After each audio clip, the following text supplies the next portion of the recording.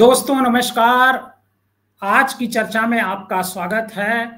आप हमारे जिस भी नेटवर्क पर हमारा ये प्रोग्राम देख रहे हैं, आपसे एक अपील है कि आप प्रोग्राम देखते वक्त या प्रोग्राम समाप्त होने के बाद आप हमारे इस चैनल को सब्सक्राइब जरूर कीजिएगा, क्योंकि जब आप सब्सक्राइब करते हैं तो मतलब हम ये मानते हैं कि आप हमारे काम को, हमारी खबरों को, हमारे चैनल को पसंद करते हैं।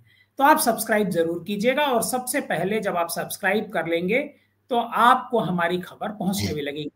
आज लोक नायक जयप्रकाश नारायण की जयंती है। हर साल लोक नारायण जयप्रकाश की जयंती यानी जयप्रकाश जेपी, कई नामों से उनको जाना जाता है, बहुत चर्चित शख्सियत रहे हैं जेपी। उन जेपी की जयंती पर लखनऊ में कोई न कोई बवाल होना तय माना जाता है। इस बार भी ऐसा ही हुआ। लखनऊ में अखिलेश यादव जो समाजवादी पार्टी के प्रमुख हैं, वो अपने घर से निकल करके जेपीएनआईसी नहीं जा पाए, और जब जेपीएनआईसी नहीं जा पाए तो 2023 की तरह ही अपने कार्यालय में जयप्रकाश नारायण की एक मूर्ति लगवाई और वहीं पर उन्होंने उनको माल्यार्पण अर्पित किया। 2024 में भी अखिलेश यादव को जाने नहीं दिया जा रहा था, लेकिन उस समय पुलिस की थोड़ी सी ढील हुई और अखिलेश यादव जेपीएनआईसी का जो गेट है वो गेट फांद करके भीतर पहुंच जाते हैं।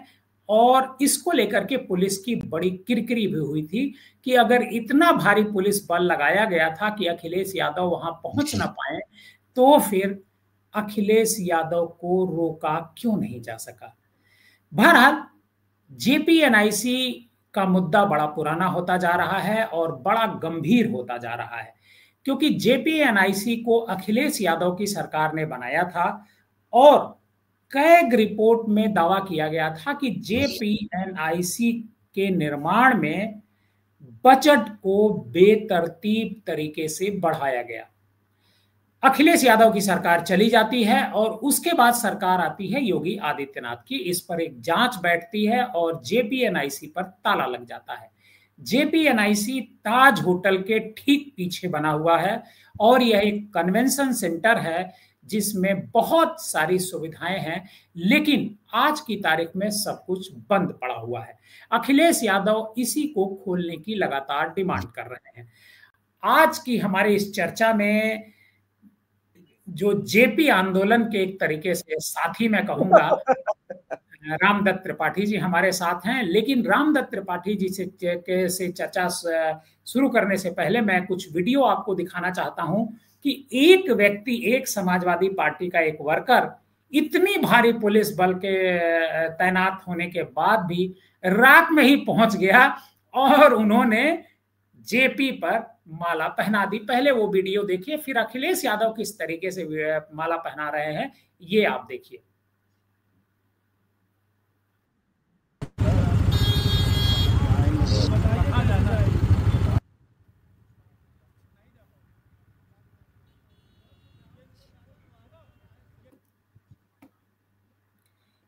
ये देखिए किस तरीके से है माला, ये समाजवादी पार्टी के वर्कर हैं, ये पहना रहे हैं। हालांकि जब ये माला पहना करके निकल जाते हैं उसके बाद पुलिस वाले आते हैं और पुलिस वाले लोगों को रोकने की कोशिश करते हैं। अब मैं आपको दिखाता हूं कि अखिलेश यादव ने किस तरीके से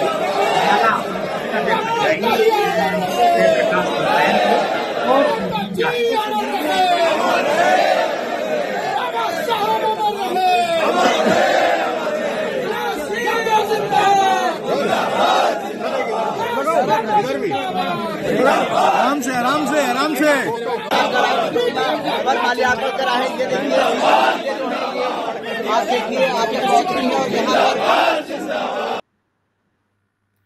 अखिलेश यादव ने यहां पर माला पहनाई। उन्होंने सुबह ही उनके घर के बाहर पुलिस लग गई थी कि उनको जाने ना दिया जाए। एक तरफ तो उनके घर के सामने पुलिस लगी हुई थी, दूसरी तरफ जेपीएनआईसी के जो जितने भी रास्ते जेपीएनआईसी की तरफ जाते हैं उन सारे रास्तों को सील कर दिया गया था। एक छोटा सा वीडियो देखिए, फिर रामदत्त जी का एक कमेंट लेते हैं। ये देखिए, ये वही रास्ता है जो JPNIC जाता है, और ताज होटल का जो दूसरा पीछे वाला जो गेट है, उसके बाद से ही पूरा पैक कर दिया गया है। कोई भी व्यक्ति लोहिया चौराहे की तरफ नहीं जा सकता है। अब मैं रामदत्त जी आपसे एक कमेंट पहले ले लेता हूं, फिर उसके बाद अखिलेश यादव ने इस मौके पर कहा क्या, मैं वो सुनवाऊंगा। मैं सबसे पहले आपका कमेंट ये लेना चाहता हूं कि आखिर बीजेपी की ये जो सरकार है, जयप्रकाश नारायण जिनका बड़ा नाम था, इंदिरा गांधी जैसे सशक्त प्रधानमंत्री को उन्होंने कुर्सी से उतार दिया था, और आप खुद उस आंदोलन के हिस्सा रहे हैं, तो जेपी के जन्मदिन के मौके पर इस तरह का विवाद खड़ा करना कि जो JPNIC में मूर्ति है उसमें अखिलेश यादव माला नहीं पहना सकते, मान लीजिए अखिलेश यादव माला नहीं पहना सकते हैं, तो कोई और सरकार की तरफ से जाकर के माला पहना सके, क्योंकि वो तो महापुरुष हैं। देखिए, सबसे बड़ा दुर्भाग्य ये है कि पहले तो जेपी को इंदिरा जी ने जेल में रखा था, क्योंकि वो डेमोक्रेसी की, लोकतंत्र की, महंगाई के खिलाफ, बेरोजगारी के खिलाफ, तानाशाही के खिलाफ लड़ाई लड़ रहे थे। आज दुर्भाग्य है कि जेपी को प्रतिमा को उन लोगों ने एक तरह से जेल में बंद कर रखा है, ताला लगाकर। बहुत अच्छी बात आपने कही कि जेपी की प्रतिमा को जेल में बंद करके रखा, बहुत अच्छी बात। कि जिन लोगों के बारे में ये कहा जाता है कि वो जेपी आंदोलन के कारण सत्ता में है या संघ मजबूत हुआ, एक आरोप, एक सेक्शन लगाता है, हालांकि मैं नहीं मानता। तो ये एक तरह से एहसान फरामोशी भी है कि आप बताइए, जो आप एक तरफ तो बीजेपी ये दावा करती है कि वो संपूर्ण क्रांति आंदोलन की सहभागी थी, और तमाम जगह वो संपूर्ण क्रांति आंदोलन और जेपी की लेगेसी की भी बात करते हैं। प्रधानमंत्री मोदी ने कुछ लोगों को जो आपातकाल में बंद थे उनको सम्मानित भी किया था, और दूसरी तरफ लखनऊ के जेपी स्मारक में इस तरह तालाबंदी और पुलिस का पहरा। तो ये जो दुर्भाग्य से उत्तर प्रदेश में हर चीज के लिए पुलिस का इस्तेमाल हो रहा है, पुलिस स्टेट जैसे हो गया है कि आप कोई यहाँ धरना नहीं कर सकते, प्रदर्शन नहीं कर सकते, किसी की जयंती नहीं मना सकते, किसी की पुण्यतिथि नहीं मना सकते। ये क्या है क्या? आज देखिए, वेनेजुएला के एक विरोधी दल के नेता को सिर्फ इसीलिए नोबेल पुरस्कार मिला है कि वो शांतिमय तरीके से बुलेट के बजाय बैलेट की लड़ाई से लड़ाई लड़ रही थी परिवर्तन की। तो सवाल यह है कि जेपी भी प्रतीक हैं इंदिरा तानाशाही के खिलाफ। उस समय इंदिरा गांधी की तानाशाही थी, आज दूसरों की तानाशाही। आज जो लोग हैं वो और भयंकर तानाशाही का रास्ता अख्तियार किए हुए हैं, कि उसमें तानाशाही भी है, सांप्रदायिकता भी है, अल्पसंख्यकों के खिलाफ और विरोधियों के खिलाफ जिस तरह से डिक्टेटोरियल एटीट्यूड है, जिसको कहते हैं इलेक्टेड ऑटोक्रेसी। तो ये बहुत ही दुर्भाग्यपूर्ण है। होना तो ये चाहिए था कि आज जो सरकार है वो खुद, मतलब 8 साल हो गए, मतलब 1 दिन 2 दिन 2 महीने 4 महीने, साल भर, 2 साल 4 साल 8 साल, आप 8 साल में JPNIC को पूरा नहीं करा सकते। और जिस पर आरोप है कि JPNIC को बनाने में मान लीजिए कोई करप्शन हुआ, उसको तो आपने अपनी पार्टी में ले लिया, राज्यसभा पहुंचा दिया। और आज फर्ज ये बनता था बीजेपी सरकार का कि वो लखनऊ में एक बड़ा समारोह करके वो जेपी का आदर, जेपी का सम्मान प्रकट करते, लेकिन वो इसलिए नहीं करेंगे क्योंकि जेपी जिन मूल्यों को रिप्रेजेंट करते थे, लोकतंत्र को, जेपी धर्मनिरपेक्षता को, सर्वधर्म संभाव को, उससे को आज की जो सरकार है वो पसंद नहीं करती है। आज की सरकार जो है, जो संविधान, जिस संविधान के बनने में, भाई जेपी वो लीडर है जिसने स्वतंत्रता आंदोलन में जो है वो बढ़ चढ़ के योगदान दिया था। 42 की क्रांति के हीरो थे जेपी। उन लोगों में थे जो जेल में बंद थे, और जेल से जेपी लोहिया और कई लीडर जो है वो जेल फांद के उन्होंने आंदोलन चलाया, और अंग्रेजों का तमाम उन्होंने जाति अत्याचार जेलों में बर्दाश्त की। और उसके बाद भी वो लगातार लगे रहे कि भाई भारत में समाजवाद यानी लोक कल्याणकारी राज्य हो। उसके लिए जेपी को जब समझ में आया कि भाई पार्लियामेंट्री ढंग से नहीं हो सकता, तो वो विनोबा भावे के साथ सर्वोदय आंदोलन में शामिल हुए। बिहार में उन्होंने जाने कितने जब भूखमरी अकाल था तो पूरे दुनिया से मांग मांग के उन्होंने बिहार के लिए लोगों को अकाल जो है वो राहत पहुंचाई। और फिर जब 1974 में उस समय की कांग्रेस सरकार ने छात्रों का दमन शुरू किया गुजरात में और उसके बाद बिहार में, तो छात्र लोग वहां गए तो जेपी ने कहा कि ठीक है, मैं आंदोलन में आपको लीड करूंगा बशर्ते कि शांतिपूर्ण हो। तो जो व्यक्ति शांतिपूर्ण अहिंसक ढंग से डेमोक्रेसी की रक्षा जिसने करी और फिर से देश में लोकतंत्र बहाल हुआ, आज के लोग इतने आसान फरामोश हो गए हैं कि आज जेपी स्मारक पे ताला बंद है। क्या मतलब है इसका? बिल्कुल। हमारे साथ अवनीश विद्यार्थी जी जुड़ गए हैं, वरिष्ठ पत्रकार हैं, आपका भी स्वागत है। मैं आपके पास आता हूं अवनीश जी, बस एक सेकंड। अखिलेश यादव ने इस मौके पर क्या कहा है, मैं सबसे पहले आपको सुनाना चाहता हूं। उसको देखना चाहते थे, और मैं आज भी कहता हूं कि पूरे देश में एक सोशलिस्ट लीडर, एक लीडर को समर्पित इससे बेहतर म्यूजियम, इससे बेहतर कोई स्मारक नहीं रहा होगा। और आज भी मैं ये दावा करता हूं, ये अलग बात है ऊंची ऊंची चीजें बनी हैं, लेकिन लखनऊ में इतने बड़ा स्मारक बनना और उन्हीं के नाम पर, देखिएगा भारतीय जनता पार्टी के लोग वोट मांगेंगे बिहार में। बिहार में जिस एयरपोर्ट पर, पटना के एयरपोर्ट पर भारतीय जनता पार्टी के लोग उतरेंगे, वो हमेशा ये भी याद रखें कि जिनके नाम पर एयरपोर्ट है उन्हीं के नाम पर जो स्मारक और जो म्यूजियम बना था, सोचो उसको बर्बाद किया इन्होंने। पटना का एयरपोर्ट जयप्रकाश जी के नाम पर है। किस मुंह भारतीय जनता पार्टी के लोग बिहार की जनता से वोट मांगेंगे?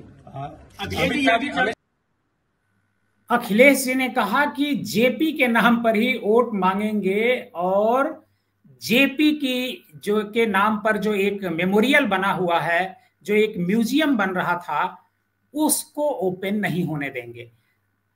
अवनीश विद्यार्थी जी, ये मैं कई सालों से देख रहा हूं कि जेपी को लेकर के जिस दिन जेपी की जयंती होती है, मतलब आज की जो तारीख होती है 11 अक्टूबर, उस दिन विवाद जरूर खड़ा होता है। वो एक अनायास का लॉ एंड ऑर्डर की स्थिति पैदा हो जाती है। अखिलेश यादव जाना चाहते हैं, समाजवादी पार्टी के लोग जेपीएनआईसी जाना चाहते हैं, और पुलिस उन्हें रोकती है।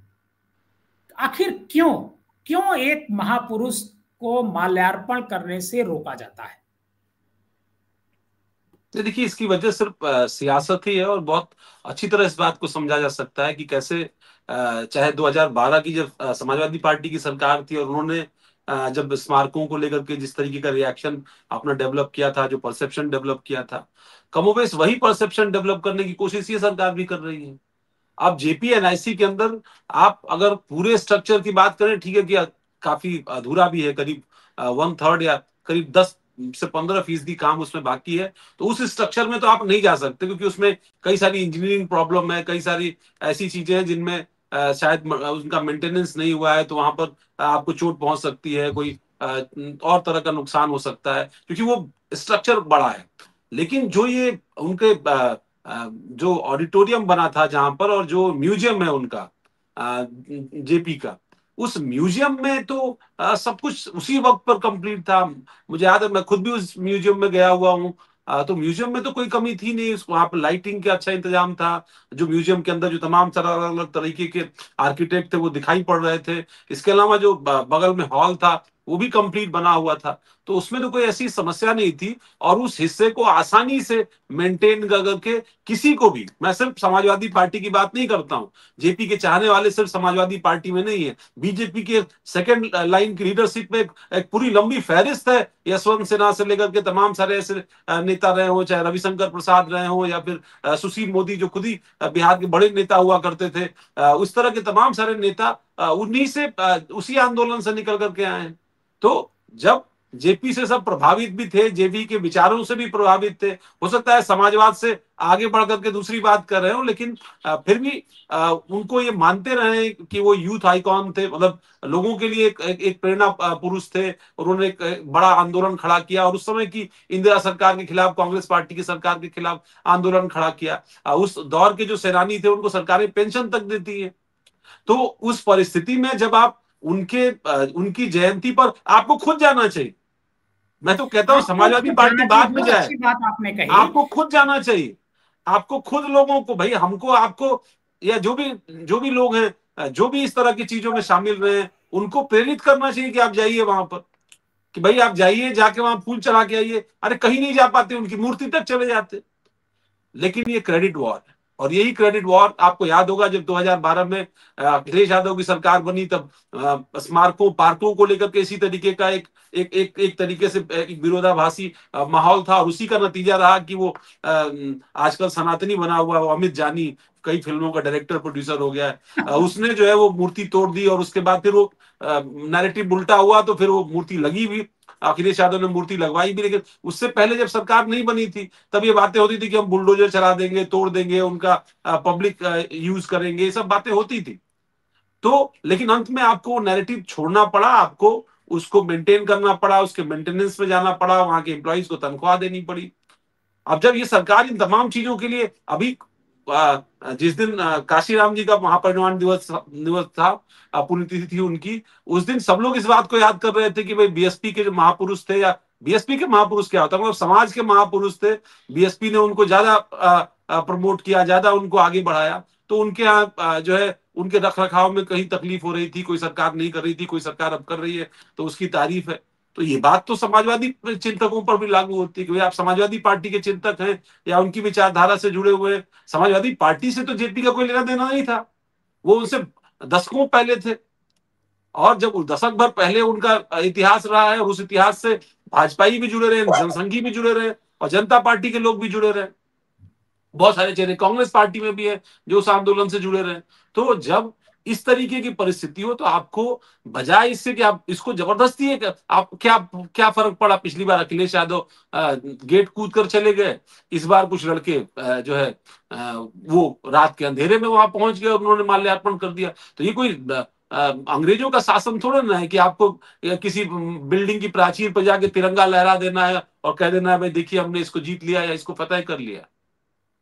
यहाँ पर तो आपको बहुत आसानी से जेस्चर आप दिखा सकते थे कि आप सबको जितना भी जो तैयार हिस्सा है उसको बेहतर में। आप देखिए जेपी की वो मूर्ति आपने देखी होगी अभी तस्वीरों में, वो किस तरीके से मेंटेनेंस के अभाव में किस स्थिति में चली गई। अब लोकनायक ने ये तो सपना नहीं देखा होगा, अब लोकनायक ने ये सपना तो नहीं देखा होगा कि उनकी मूर्ति पर जो है वो तमाम सारी इस तरह की गंदगी हो और उनको आज के दिन प्रेरणा पुरुष कह के याद भी किया जाता हो। एक बड़ा अच्छा शब्द इस्तेमाल किया रामदत्त त्रिपाठी जी ने कि जेपी ने अपने समय में, इंदिरा गांधी ने जेपी को बंद किया था, कैद किया था, जेल के भीतर डाल दिया था, और आज जेपी की प्रतिमा एक तरीके से कैद हो गई है जेपीएनआईसी में। नहीं, जेपी की एक और खूबी थी, आप देखिए ना कि उतना बड़ा आदमी, इतना मतलब इतने बड़े बड़े प्रस्ताव उस आदमी के सामने, नेहरू ने उनको अपने साथ आने के लिए आमंत्रित किया था, वो व्यक्ति नहीं गया। उस व्यक्ति को पद की लालसा नहीं थी, और आप उस व्यक्ति को मतलब आप ये समझ करके आप ही बनवा देते उसको, आप ही उसको और पूरा कर देते, और आपको लगता है ये बेहतर नहीं था, सेमी कंस्ट्रक्टेड है, तो आप उसको फुली कंस्ट्रक्टेड कर देते, उस हिस्से को कम से कम तैयार करा देते किसी तरीके से। आप वो जो 5 सितारा ऑडिटोरियम बना है उसके बारे में आप छोड़िए, उसकी बात की बात हुई, पर ये तो इतिहास से जुड़ी हुई बात थी, किसी महापुरुष के सम्मान में बनी हुई बात थी। और इसके लिए तो बाकायदा लोहिया पार्क की जमीन लेकर के उसको बनाया गया था कि भाई ये अच्छे तरीके से बन जाए, इसका व्यापक हिस्सा हो, लोग बाग यहाँ आ सके, टहलते घूमते हुए जेपी के आदर्शों से परिचित होगी पीढ़ी, इस बात के लिए इसको किया गया था। और आप उस जेपी की खूबी देखिए कि उन्होंने उनके संबंध, उनकी पत्नी के संबंध इंदिरा गांधी की माताजी से बहुत अच्छे थे, और इंदिरा गांधी की माताजी के कुछ डोमेस्टिक इश्यूज थे उनके अपने परिवार के अंदर, और वो दोनों एक दूसरे को चिट्ठियां लिखा करते थे, और उन चिट्ठियों का पूरा संग्रह जेपी की पत्नी यानी जेपी के पास खुद मौजूद था। उनको जनता पार्टी के लोगों ने कहा कि भाई आप इन चिट्ठियों का उपयोग करिए, इसमें तो परिवार के अंदर की बहुत सारी बातें लिखी हुई हैं। पर उन जेपी ने उन चिट्ठियों का उपयोग नहीं किया। इंदिरा जब उनसे मिलने के लिए आई तो इंदिरा गांधी को उन्होंने चिट्ठियों की थाती एक बॉक्स में बंद करके सौंप दी कि ये वो चिट्ठियां हैं जिनका दुरुपयोग हो सकता है, इसको आप अपने पास ले जाएंगे। उस महान शख्सियत, मतलब उनको आप किसी मूर्ति म्यूजियम में तो नहीं बांध सकते, उनके विचार को, उनके व्यक्तित्व को, लेकिन यहां पर आपको ये बात समझनी होगी, आप जानबूझ करके किसी को ट्रिगर कर रहे हैं। आप एज दे रहे हैं। अखिलेश यादव ने आज कह दिया ना कि आप इन्हीं जेपी के नाम पर बिहार में वोट मांगेंगे। हाँ। इन्हीं जेपी के एयरपोर्ट पर। अब ये बहाना आपने दे दिया, आप खोल देते हो, जाते माला फूल चढ़ाते, ये न्यूज भी नहीं बनती, इस पर हम आप चर्चा भी नहीं कर रहे हो। लेकिन आज की तारीख में सबसे बड़ी न्यूज है लखनऊ की, उत्तर प्रदेश की, कि जेपीएनआईसी में अखिलेश यादव को नहीं जाने दिया गया और अखिलेश यादव ने समाजवादी पार्टी के दफ्तर पर उनकी मूर्ति लगाई और वहां पर उन्होंने माल्यार्पण किया। रामदत्त जी, मैं चूंकि जेपी की बात अवनीश जी ने बहुत हिस्ट्री बहुत अच्छी बताई और आप जेपी के समय जेल में रहे हैं, जिस समय जेपी का आंदोलन चल रहा था आप भी उसमें शामिल थे और आप भी उनके साथ जेल में रहे, मतलब वो दूसरी जेल में थे, आप दूसरी जेल में थे। आपको जेपी के बारे में जो अवनीश जी ने बताया कि उन्होंने पत्र, उनकी इंदिरा जी की माता जी और इनकी माता जी के जो कन्वर्सेशन थे, कुछ पत्र लिखे गए थे, उसको उन्होंने इंदिरा जी को सौंप दिया ताकि उसका कोई दुरुपयोग न कर पाए, कुछ बहुत सारी चीजें उसमें कुछ रहा होगा। तो आपको क्या अनुभव रहा जेपी के साथ का? कभी मुलाकात आपकी हुई क्या जेपी से? जेपी से कई बार मुलाकात हुई और अच्छा। जो मैं उत्तर प्रदेश में जो जेपी की छात्र युवा संघर्ष वाहिनी थी, मैं उसका संयोजक था और जेपी ने खुद की कलम से मुझे संयोजक बनाया था। और जो यहाँ एक संयुक्त संघर्ष समिति थी जिसमें सभी छात्र युवा संगठन थे, मैं उसमें भी जेपी का रिप्रेजेंटेटिव की तरह से मैं और संतोष भारती 2 लोग थे। खैर वो तो एक अलग बात है।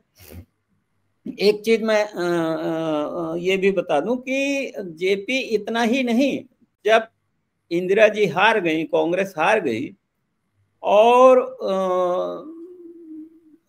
मोरारजी देसाई की सरकार आ गई, तो चरण सिंह वगैरह को, मतलब जेपी को आशंका थी कि कहीं ऐसा ना हो कि ये लोग उनको परेशान करें, इंदिरा जी को।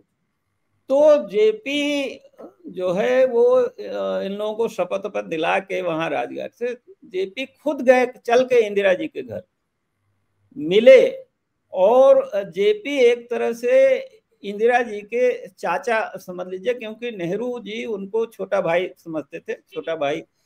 और नेहरू जी ने उनको, जैसा कि अवनीश ने कहा, कि डिप्टी प्राइम मिनिस्टर का ऑफर दिया था।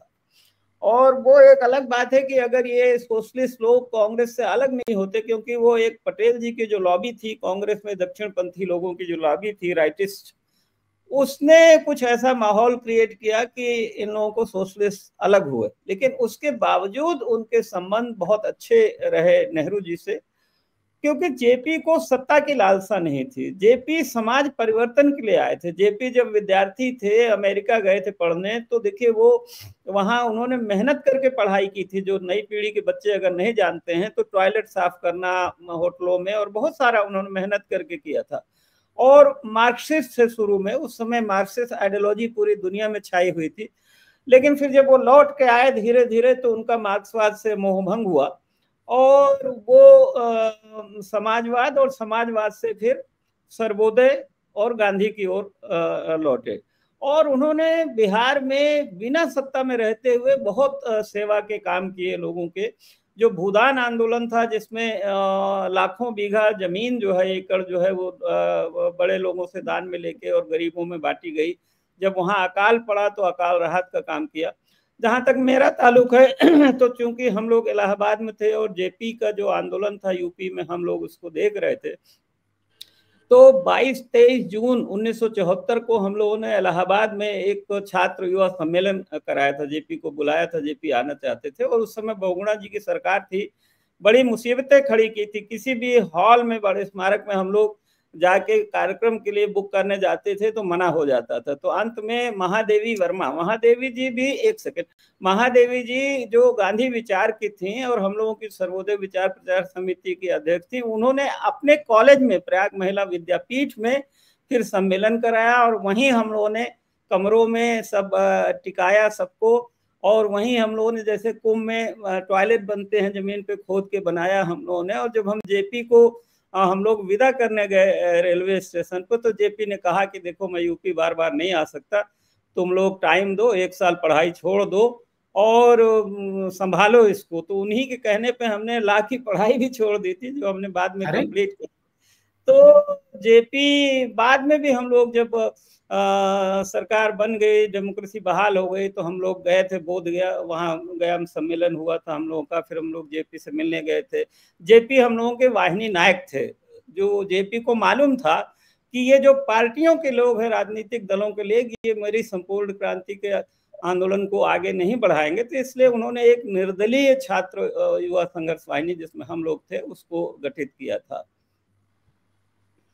बहुत मतलब इंस्पायरिंग बात आपने बताई कि जेपी के कहने पर आपने 1 साल तक जो है आपने अपना लॉ की जो पढ़ाई थी वो आपने छोड़ दी थी।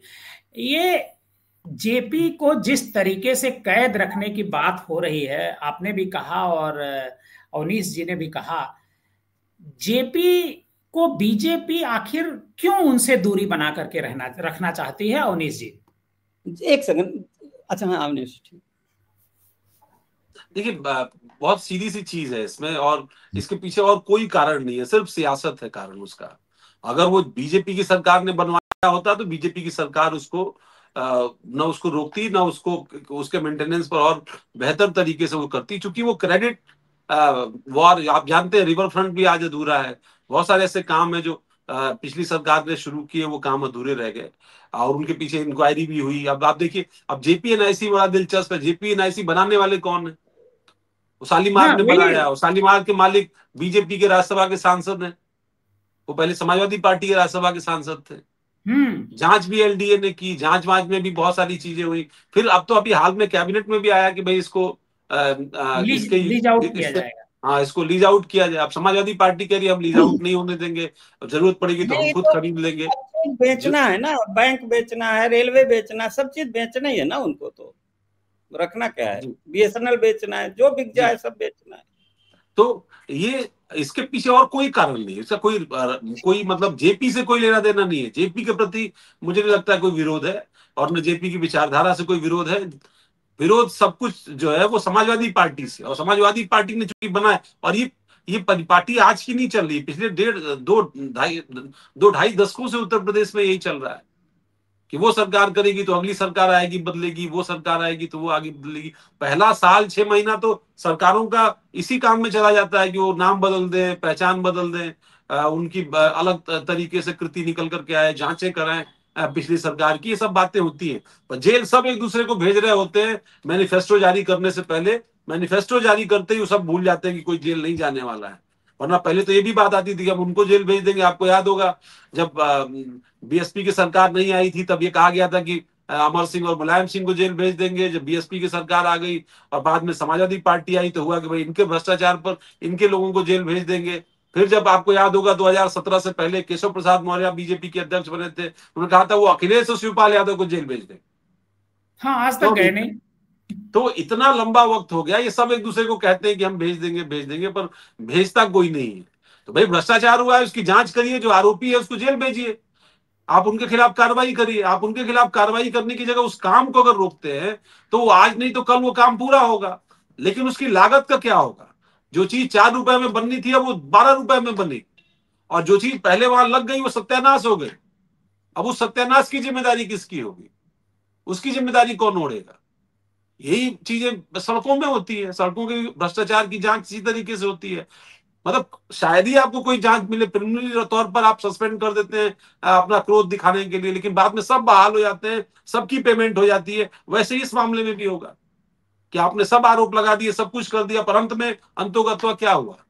आपसे यही हुआ कि शालीमार के मालिक पहले इस पार्टी में थे, उस पार्टी में चले गए, काम खत्म। उस पार्टी में चले गए और जांच बंद हो गई। नहीं तो उसमें भी खेल होता है ना, ऐसे थोड़े बंद हो जाती है। अच्छा, मैं थोड़ा अवनीश की बात को आगे बढ़ाना चाहूंगा कि देखिए, अवनीश ने ये कहा कि ये केवल समाजवादी पार्टी ने बनाया था इसलिए ये रोक रहे हैं। पहली बात तो मेरा ये कहना है कि सरकार जो होती है वो कंटिन्यूटी की होती है। ऐसा नहीं होता कि एक सरकार आई तो वो कोई उसकी निजी प्रॉपर्टी है, दूसरी सरकार आई तो उसको रोके या न चलाए। देखिए, एक सरकार स्कूल है, यूनिवर्सिटी है, हॉस्पिटल है, सड़क है, तमाम भाई कोई शिलान्यास करता है। अब सरयू नहर परियोजना का भाई उसका हुआ था शिलान्यास, बीच में पड़ी रही अभी। तो ये हमारे यहाँ और बीच में तो बहुत सरकारें कम समय की रही। तो एक सरकार, एक मुख्यमंत्री किसी योजना का शिलान्यास करता है तो उसका जरूरी नहीं है कि दूसरी भी जो सरकार आती है, आफ्टर ये पब्लिक मनी है ना, ये कोई प्राइवेट मनी नहीं है।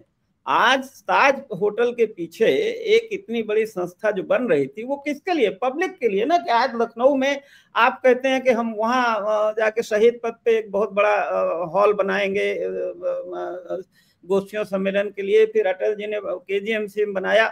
तो आखिर JPNIC जो बन रहा था, तो अगर वो जिम्मेदारी थी जो सरकार बाद में आई थी, भ्रष्टाचार अपनी जगह, भ्रष्टाचार के लोग जिन लोगों ने किया आप उनको सजा देते, उनको तो आपने अपने साथ बिठा लिया, जो भी उसमें सौदा हुआ हो, जैसे भी हुआ हो, लेकिन आपने उसका काम रोक दिया। तो पहली बात तो यह है कि JPNIC आज 8 साल हो गए, 8 साल में आप काम नहीं पूरा कर सकते, एक बात। दूसरी बात, JP तो वो व्यक्ति है, वही मैं कह रहा हूँ कि बहुत सारे लोग ये कहते हैं कि भाई चाहे अटल जी, चाहे आडवाणी जी, या बहुत सारे लोग नाम गिनाए इन्होंने, रविशंकर प्रसाद और यशवंत सिन्हा, बहुत सारे लोग हैं जो भाई JP आंदोलन से निकले और बड़े लीडर बने। लालू मुलायम को तो अलग छोड़ दीजिए। तो जयप्रकाश नारायण गांधी के बाद अगर इस देश को हिलाने वाला और बिना सत्ता के स्वार्थ के अगर कोई आदमी दूसरा पैदा हुआ तो वो JP थे, और शांतिपूर्ण ढंग से। JP ने जब वहां पटना में रैलियां निकालाई तो हाथ बंधवा दिए थे, मुंह में पट्टी लगवा दी थी कि कहीं कोई हिंसा नहीं होनी चाहिए। आज तो जो शांतिमय तरीके से, डेमोक्रेटिक ढंग से, जैसे आज वो उनको मिला है ना नोबेल प्राइज कि बुलेट नहीं बैलेट से, तो एक यहाँ पर बहुत सारे लोग हैं नक्सलाइट जो है वो बुलेट के जरिए सोच रहे हैं कि हम मत देंगे, लेकिन JP ने कहा कि नहीं, बैलेट से हम जो है वो समाज परिवर्तन, व्यवस्था परिवर्तन करेंगे। वो तो दुर्भाग्य रहा कि JP की डेथ के बाद जनता पार्टी के लोग आपस की लड़ाई में, सत्ता के संघर्ष में हुए, कौन प्रधानमंत्री बने। अब देखिए, वही चरण सिंह जिन्होंने मतलब इंदिरा जी को गिरफ्तार करवा रहे थे, वही एक शराब व्यापारी के सहयोग से जो है वो फिर उन्होंने जनता पार्टी को तोड़ के और प्रधानमंत्री बने 6 महीने के लिए, और पार्लियामेंट को फेस नहीं किया, वही राजनारायण। तो ये तो मोहन मेकिस, तो ये तो इन लोगों के जो पदलोलुप्सा और आपसी संघर्ष की वजह से, और बाद में कांग्रेस की नालायकी से, कांग्रेस लीडर्स की नालायकी से, कि जिस तरह से शाहबानो केस पलटा, जिस तरह से ताला खुलवाया बाबरी मस्जिद का, और फिर जो एक शक्ति और उभर के आई BSP के नाम से, जो आप बताइए गांधी ने किसका क्या बिगाड़ा है? आज जो RSS और BJP के लोग गांधी को सबसे ज्यादा गाली देते हैं, नेहरू को सबसे ज्यादा गाली देते हैं, क्यों देते हैं? तो ये समझना चाहिए कि आज जयप्रकाश जी का महिमा मंडन, बस 30 सेकंड, जयप्रकाश जी का महिमा मंडन इसलिए नहीं होना देना चाहते हैं क्योंकि जयप्रकाश जी इनकी विचारधारा के खिलाफ खड़े होते हैं। वो डेमोक्रेसी के लिए है, वो सर्वधर्म समभाव के लिए है, वो व्यवस्था परिवर्तन के लिए है, और ये लोग न डेमोक्रेसी दिल से मानते हैं, न व्यवस्था संपूर्ण क्रांति को दिल से मानते हैं, न शांतिमय ढंग से परिवर्तन चाहते हैं। ये वो लोग हैं सावरकर के चेले जो हिंसा में विश्वास करते हैं। तो इससे बड़े प्रोजेक्ट से पूर्वांचल के और मेट्रो के, पूर्वांचल मेट्रो के प्रोजेक्ट इससे बड़े थे, उनमें ज्यादा जांचें हो रही थी, वो सब पूरे हो गए, JPNIC पूरा नहीं हो पाया। JP की विचारधारा को ये लोग नहीं मानते, झूठा भले कहें, वो अटल जी की बात छोड़ दीजिए। JPNIC का प्रोजेक्ट नहीं पूरा हो पाया, और 8 साल से JP की जो प्रतिमा है वो धूल खा रही है, उसकी मरम्मत नहीं हो पा रही है। JPNIC पर 900 करोड़ रुपए से ज्यादा का खर्च हुआ था। आज की चर्चा में बस इतना ही। आप हमारे साथ बने रहिए। हमारे जिस भी चैनल पर ये आप प्रोग्राम देख रहे हो उस चैनल को सब्सक्राइब कीजिए और ये जो स्टोरी है इसको ज्यादा से ज्यादा लोगों को शेयर कीजिए। हमारे गेस्ट रामदत्त त्रिपाठी जी, आपका बहुत स्वागत, और अवनीश विद्यार्थी जी, आपका भी बहुत बहुत धन्यवाद।